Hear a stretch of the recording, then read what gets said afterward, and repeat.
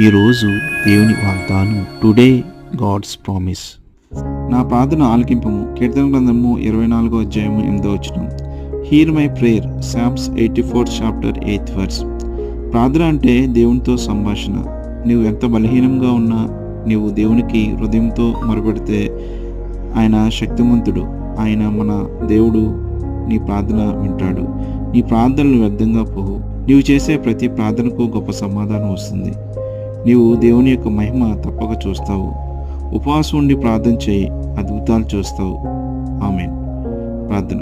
ప్రేమగల మా తండ్రి, మా మీద దయతో మా ప్రార్థనలు ఆలకించుము. నీవు మా ప్రార్థనలు విని మాకున్న పరిస్థితులను మార్చుము. నీవే మా బలము, మా రక్షకుడువు. నీవు మా ప్రార్థనలకు చెవియొగ్గి మా మొరకు సమాధానం ఇవ్వు.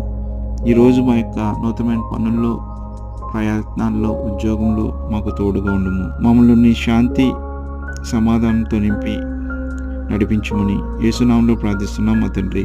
ఆమేన్. Have a blessed day. God be with you.